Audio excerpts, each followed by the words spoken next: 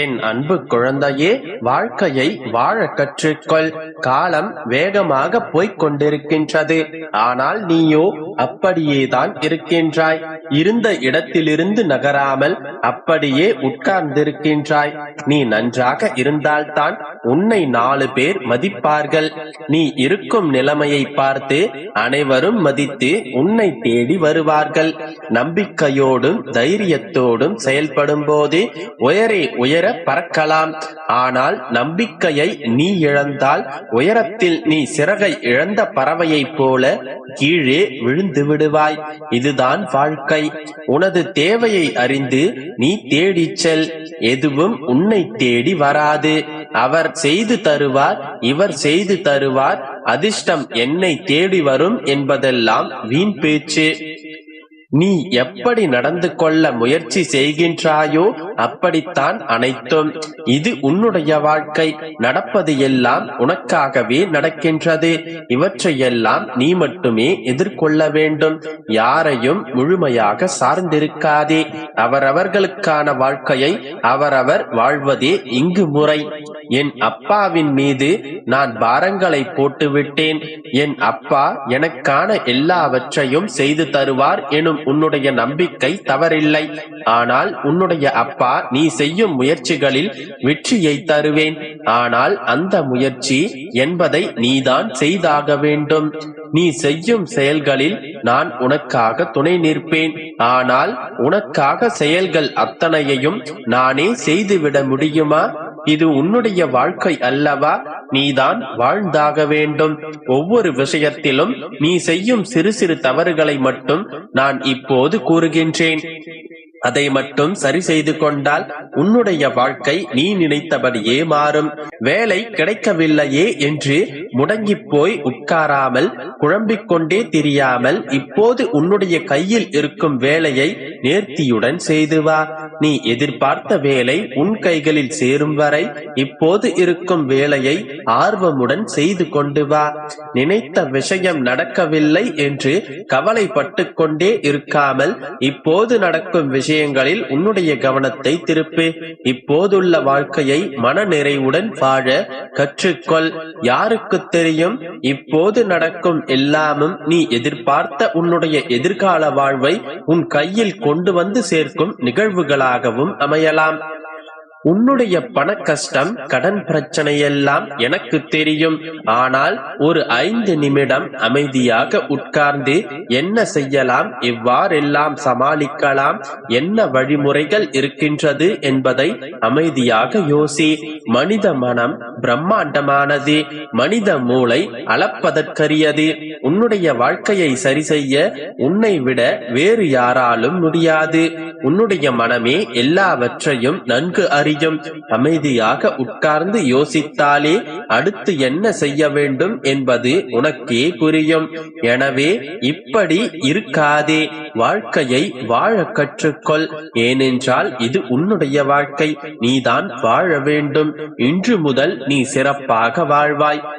குழந்தையே, உன்னுடைய மனக்குமுறல்களை என்னிடம் வந்து கொட்டிவிட்டாயல்லவா? இனி எல்லாவற்றையும் நான் பொறுப்பெடுத்துக் கொள்கின்றேன். எல்லாமும் சரியாகிவிடும். எல்லா காலங்களும் கூடி வரும். ஆனால் அதற்காக நீ காத்திருக்கத்தான் வேண்டும். தாமதித்துக் கொண்டே போகின்றது என்பது எனக்கு தெரியும். ஆனால் குழந்தையே, உன்னுடைய கர்மாக்களை கழித்து உன்னுடைய விதியினை சரி செய்து உன்னுடைய கனவினை நிறைவேற்றுவதற்கு எனக்கும் சிறிது காலம் தேவை. சோதனைகள் வந்த வண்ணம் தான் இருக்கின்றன.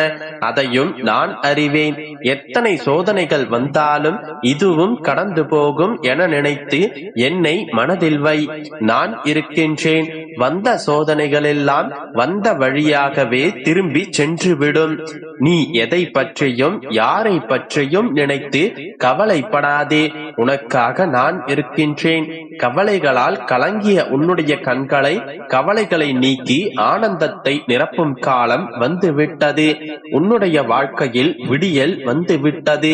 இனி எல்லாம் நல்லதாகவே நடக்கும். என் அன்பு குழந்தையே, இன்று இரவு இதை நீ முழுமையாக கேட்டுவிட்டு நிம்மதியாக உறங்கு. நாளை விடியலிலேயே இன்று நீ சந்தித்துக் கொண்டிருக்கும் போராட்டங்களை வெல்வதற்கான ஒரு வழி பிறக்கும். நாம் வென்று விடுவோம் என்கின்ற நம்பிக்கையும் உன்னுடைய மனதில் பிறக்கும். இதை முழுமையாகவும் கவனமாகவும் கேட்கிறாயா?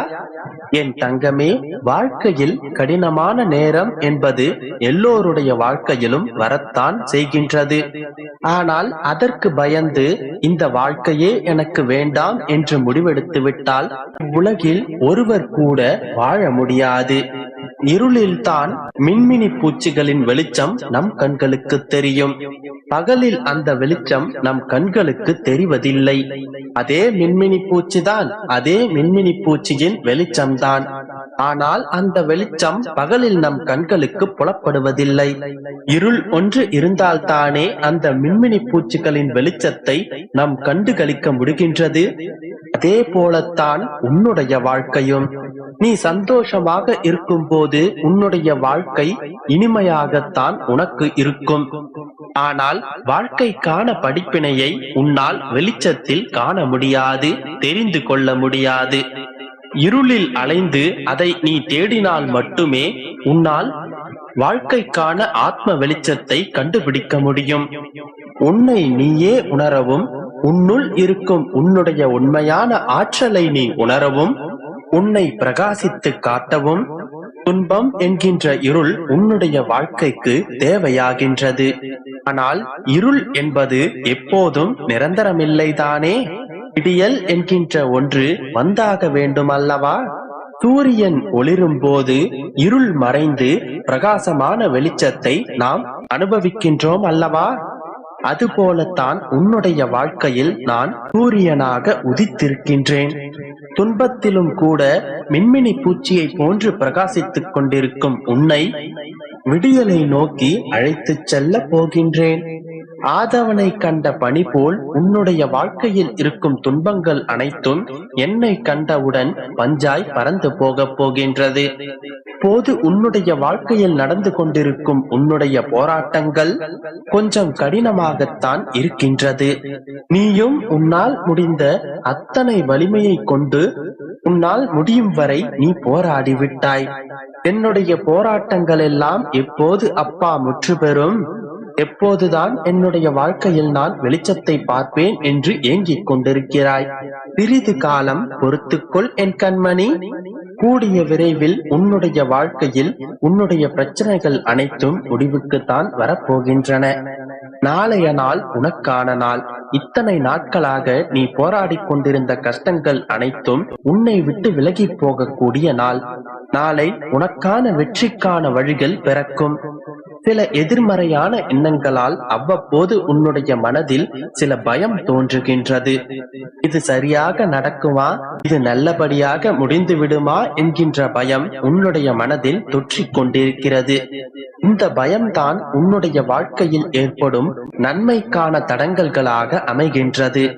எனவே இதன் பிறகு